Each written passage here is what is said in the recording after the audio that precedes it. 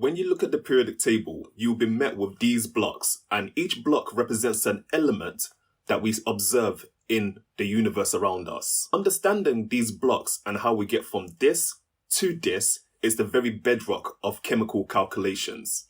If you don't already know yet, my name is Uncle Jegs. Let's get started. To fully understand chemical calculations, you need to be comfortable where these numbers come from. The atomic number is the number of protons that you have in an atom. So in this example, the number of protons is 2. The relative atomic mass is the number of protons and neutrons that you have. And in this example, this is 4. But we already know that we've got 2 protons, so the other 2 particles must be neutrons. And since we're speaking about elements here and not ions, we'll cover that in another video, elements have a neutral charge. We've got 2 protons at the moment, 2 positive charge, so we need 2 electrons, 2 negative charges to balance out those 2 positive charges. So this is what an atom of helium should look like. And because of that, we give the protons and neutrons a relative mass of 1 each. The definition of relative atomic mass, or RAM for short, is the mass of an element compared to 1/12 the mass of a carbon-12 atom. I know that might seem to be a lot to take in, but let's take carbon as the example. Carbon has a proton number of 6. Its atomic number is 6, so we've got 6 protons in the nucleus. And it has a relative atomic mass of 12. So we take 6 away from 12, that gives us 6 neutrons. And because we have 6 positive protons, we must have 6 negative electrons around it to cancel out the charge. And now to understand this definition, we simply need to know that carbon-12 has 12 particles in its nucleus. It's telling us that 1/12 the carbon-12 atom's mass is the mass of 1 particle in the nucleus. Remember, because electrons don't really count towards the mass. So if we divide 12 particles in the nucleus by 12, we get 1.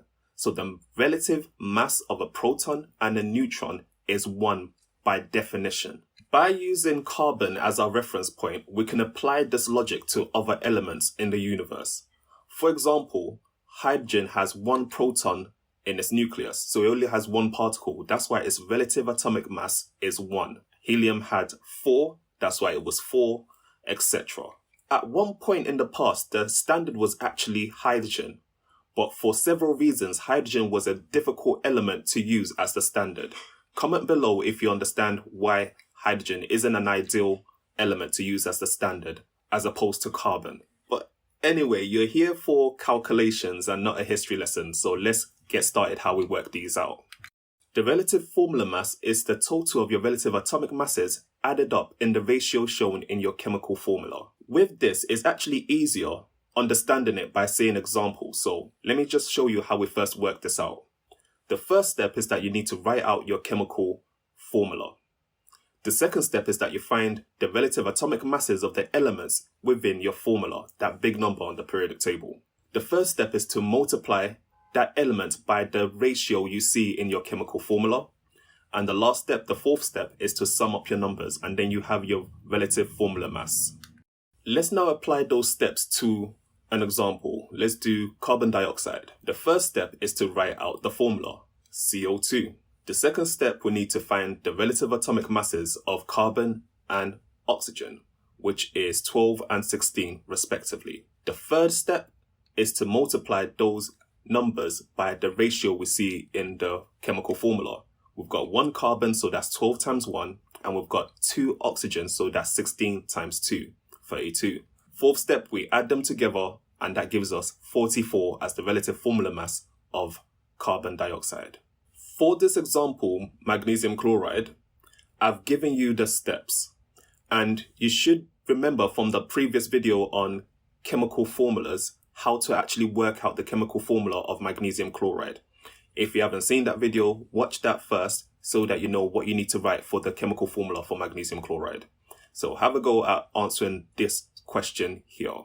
What is the relative formula mass of magnesium chloride?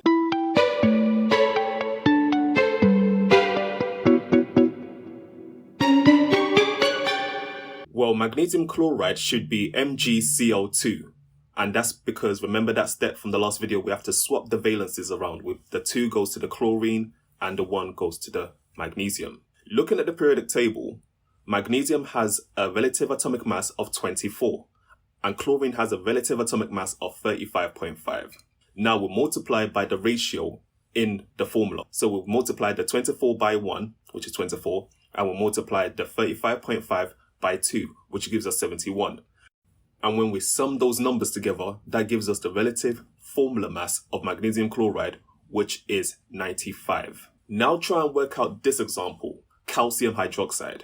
Remember that the hydroxide ion is one of those 4 polyatomic ions that you get regularly in your GCSE. And it has a charge of -1, so think about what that means in terms of the valence.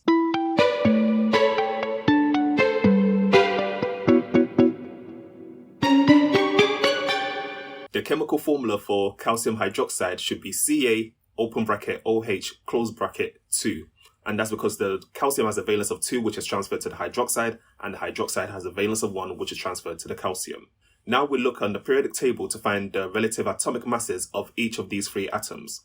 Calcium has a relative atomic mass of 40, oxygen is 16, and hydrogen is 1. Then we multiply by the ratio that we see in the chemical formula. So over here we've got 1 calcium, but we have 2 lots of the hydroxide ion. That means that we've got 2 oxygen and 2 hydrogen. So we have to times the calcium by 1, the oxygen by 2, and the hydrogen by 2 as well.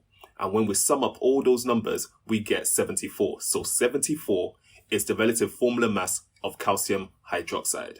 Okay, what about this example, calcium nitrate?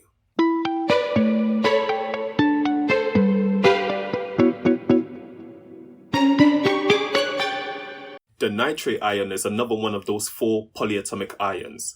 Calcium had a valence of 2, which is transferred over to the nitrate, and the nitrate has a valence of 1, which is transferred over to the calcium. So the formula should be Ca open bracket NO3 close bracket 2. Remember, NO3 is the actual formula for the nitrate ion. Then we look on the periodic table to find the top numbers, the relative atomic masses of each, and we multiply by the ratio that we see. The thing you need to pay attention to here is the brackets. Obviously, we've got 1 calcium, so that we times that by 1, but within the bracket, everything inside there is times by 2. So we've got 2 lots of the nitrogen, but we've got 2 times 3 lots of the oxygen, which is 6. So we have to times the oxygen by 6. Don't forget that, okay? And when you sum all of that together, you should get 164.